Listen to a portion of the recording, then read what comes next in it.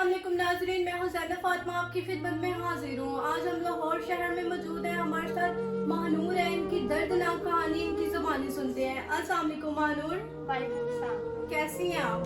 जी अल्हम्दुलिल्लाह। कहाँ से हैं आप? मैं कराची से। क्या मजबूरी है जो सोशल मीडिया पर आई हो?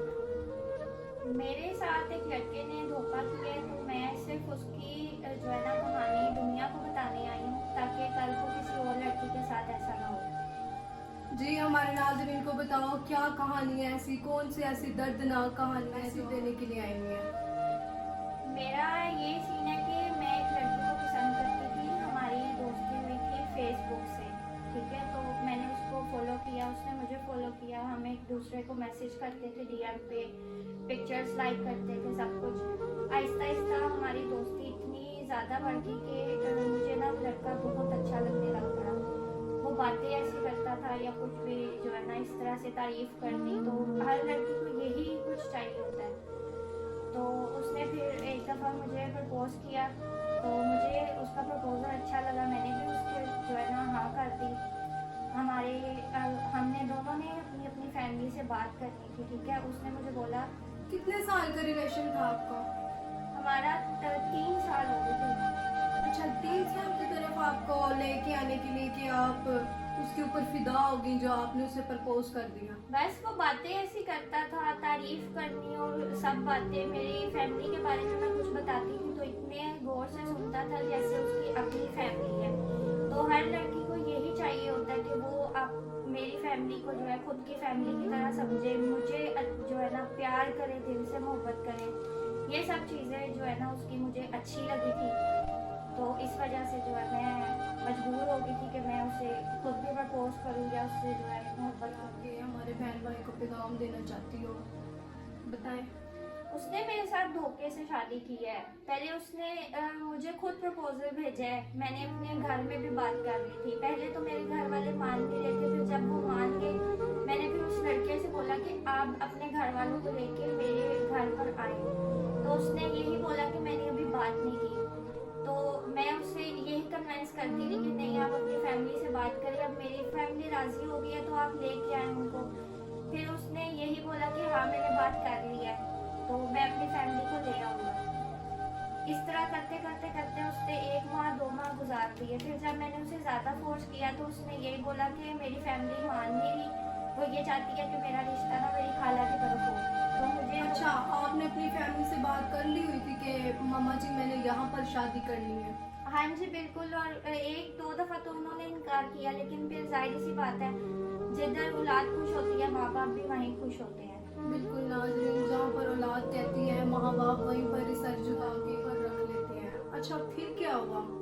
फिर उसके बाद वो मुझे फिर टालता रहा, लेकिन मुझे ये बात बर्दाश्त नहीं हुई कि उसका रिश्ता कहीं और हो जाए। 3 साल मैंने जो है ना उसका इंतज़ार किया।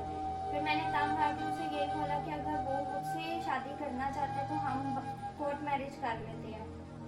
तो वो उस चीज़ पर फ़ौरन राज़ी हो गया, ठीक है। वो और मैं, हम फिर यहाँ लाहौर आए। यहाँ आके हमने निकाह किया।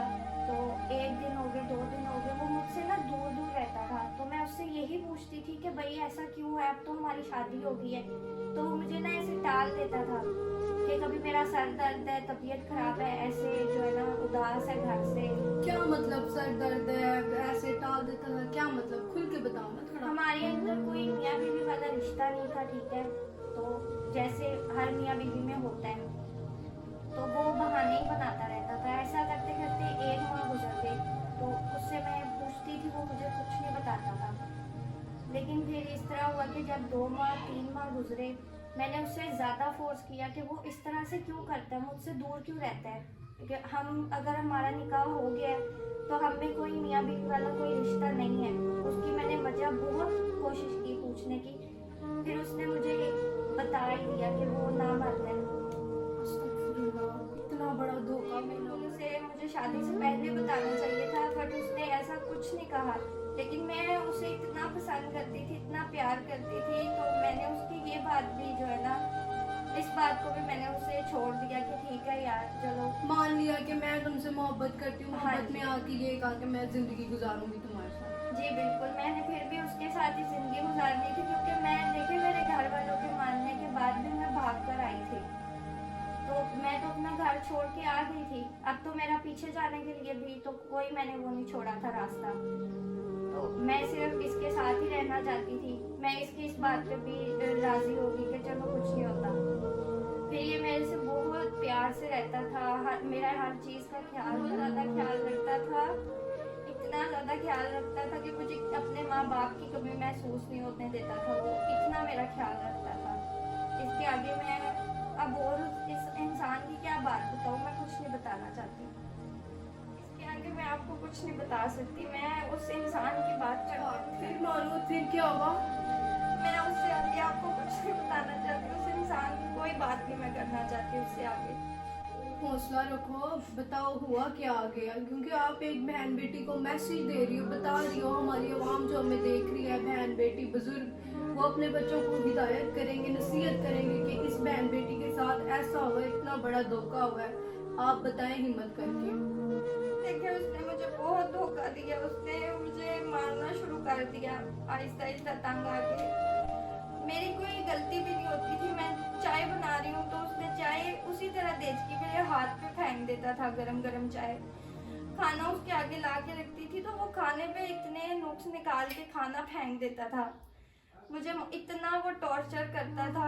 हालांकि मेरी तो कोई गलती भी नहीं थी, सिर्फ मैंने उससे प्यार किया, ये इस बात की वो मुझे सजा दे रहा था। देखिए नाजरीन, कराची की लड़की और कहाँ का लड़का था? इस्लामाबाद। कराची की लड़की और इस्लामाबाद का लड़का, फेसबुक से दोस्ती हुई, प्यार किया, मोहब्बत हुई, 3 साल रिलेशनशिप को हो गए थे, बात करती थी। एक दिन ऐसा आया कि उसने इसको प्रपोज किया कि मैं तुमसे प्यार करता हूँ, शादी करता हूँ। इसने भी कह दिया कि मैं भी तुमसे शादी करती हूँ, प्यार करती हूँ। इन्होंने घर में बात की, इसकी फैमिली मान गई, और जब लड़के ने मैरिज करते हैं, कोर्ट मैरिज की, तो अब आगे ये अंजाम है कि ना मर्द निकला वो। इतना बड़ा धोखा, पाकिस्तान के ये हालात हैं। तो नाजरीन, मैं तो आपको यही कहना चाहूँगी कि आप अपनी बहन बेटियों को एक हद में रखें, मोबाइल से दूर करें, इन फजूल कामों से, इन फजूल चीज़ों से जो लड़के औरत की ज़िंदगी ख़राब कर देते हैं। अच्छा मानूर, आपकी एज क्या है? मेरी 19 साल। स्टडी करती थी आप? जी मैंने मैट्रिक किया। अच्छा, तो अब क्या कहना चाह रही हो, क्या करना है अपने साथ? अब हेल्प चाहिए, शादी करनी है, क्या करनी है, किसी के घर में पनाह चाहिए? आप हमें ये बता दें। देखिए मैं जो करके आई हूँ, मैं वापस अपने घर जा नहीं सकती। मुझे कोई अपना नहीं रहा। इस इंसान ने भी मुझे जो है ना छोड़ दिया है। मेरी हालांकि कोई गलती भी नहीं थी। अब मैं आपके पास आने का मेरा यही मकसद है कि मैं आपको बयान नहीं कर सकती कि उस इंसान ने मेरे साथ क्या क्या किया। मुझे मारता था, सब कुछ करता था, लेकिन मैं चुप करके बर्दाश्त करती रही कि शायद कभी इसके दिल में रहम आएगा। लेकिन फिर भी उस इंसान ने मुझे छोड़ दिया। मैं ये चाहती हूँ कि कोई अल्लाह का नेक बंदा हो जो मुझे अपना ले, उससे ज़्यादा कुछ नहीं। अगर ओवरसीज पाकिस्तान बहन भाई हमारे साथ रब्ता करें कि हम इस बहन बेटी के साथ शादी करना चाहते हैं, तो क्या आप कर लोगी? देखिए मेरे पास और कोई ऑप्शन नहीं है। मेरे साथ अगर कोई अल्लाह का नेक बंदा वाकई नेकी करना चाहता है, निकाह करना चाहता है, तो मैं ज़रूर जो है राज़ी हूँ इस बात पे। पक्की बात है? जी बिल्कुल। नाजरीन, सारी दास्तां आपके सामने है। महानूर ने जैसे कहा, हकीकत है, सच है ये। और मिलते हैं नेक्स्ट वीडियो में। अपना ख्याल रखिएगा।